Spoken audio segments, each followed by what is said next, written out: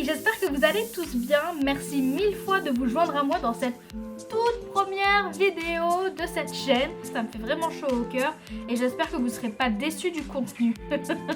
Cette première vidéo va consister à vous présenter ma collection de palettes. J'en ai pas énormément, mais bon, j'en ai une petite quinzaine environ et je trouve que c'est pas mal pour commencer. On verra au fur et à mesure.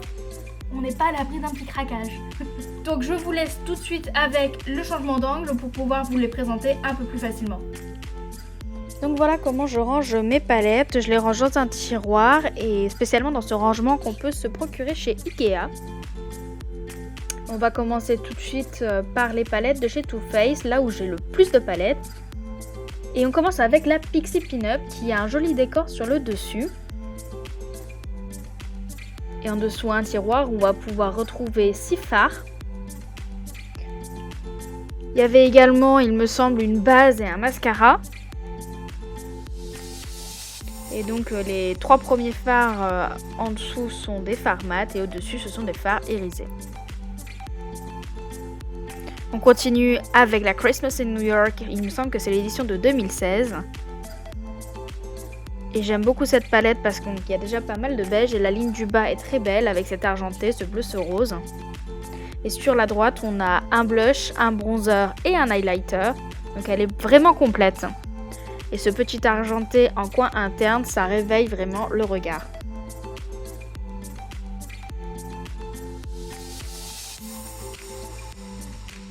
On continue avec la palette Funfetti.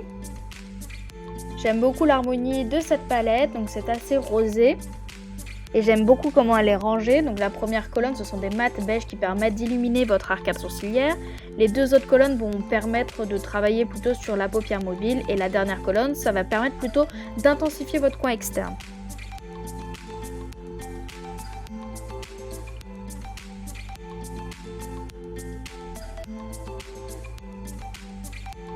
La prochaine palette, c'est la Chocolate Bar en version semi-sweet.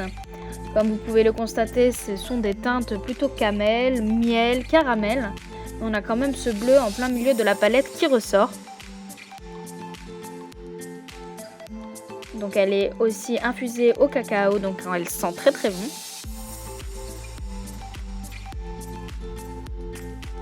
Dans la même collection, la Chocolate Bar Bonbon avec les fards en forme de cœur.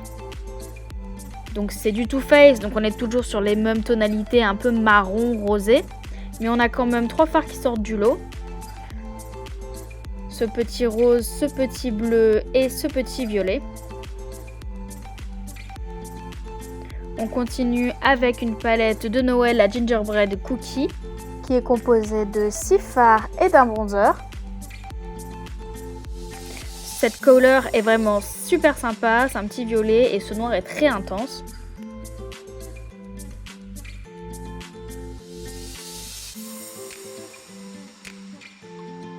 Il y a une deuxième palette qui compose cette collection, c'est la Eggnog Latte, mais celle-ci est composée plutôt d'un blush et également de 6 autres fards.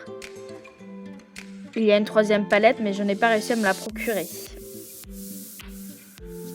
On passe à la Chocolate Chip version white. Donc c'est un juste milieu entre les fards irisés et mat. Et là c'est la version marron. Et là elle est composée uniquement de fards mat.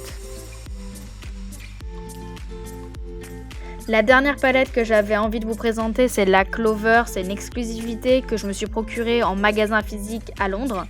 Et j'ai gardé le packaging entier parce que déjà il est super cute, mais en plus derrière il y a une photo des fards qui composent la palette. Comme vous pouvez le constater, le décor est en relief. Et pour ceux qui ne savent pas, Clover c'est le chihuahua du fondateur.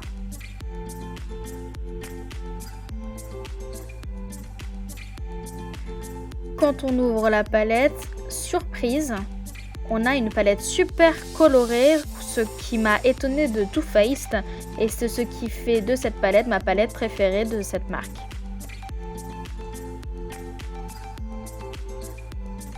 On continue avec une autre marque, Urban Decay. J'ai 2 palettes. c'est la première, qui est composée exclusivement de fard irisé métallisé. À savoir que quand j'ai commencé à me maquiller, j'utilisais une seule couleur, en général dans les tons marron doré, et je l'appliquais sur ma paupière mobile. Donc forcément, quand j'ai trouvé cette palette, je l'ai achetée. Elle est assez bien rangée. La première colonne, comme vous pouvez le constater, est composée de fards très colorés. Alors que la deuxième colonne est composée de tons plutôt nude. On continue avec la marque Morphe. J'ai 2 palettes également et la première c'est celle-ci, la 18T. Et quand on l'ouvre, on observe donc des teintes sans grande surprise, maintenant vous l'avez compris, des teintes très marronnées.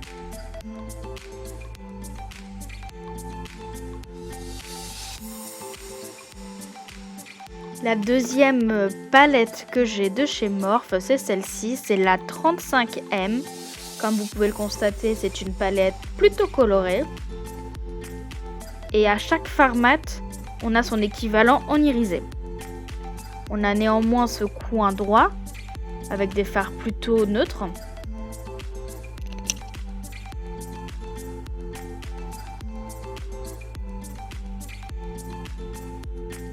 Voilà, j'ai plus qu'une palette par marque maintenant.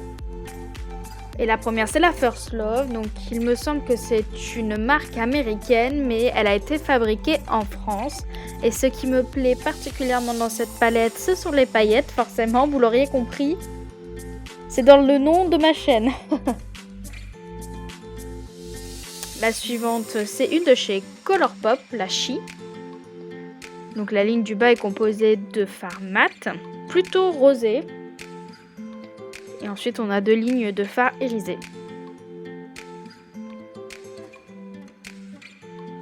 On continue chez Kat Von D avec ce petit schéma que je trouve super pour les débutantes qui nous donne la fonction de chaque fard. Une base, contour, highlight. Ensuite, Juvia's Place avec cette palette. Donc, c'est la mascarade mini qui est un juste compromis entre les fards neutres et les fards super méga extra coloré.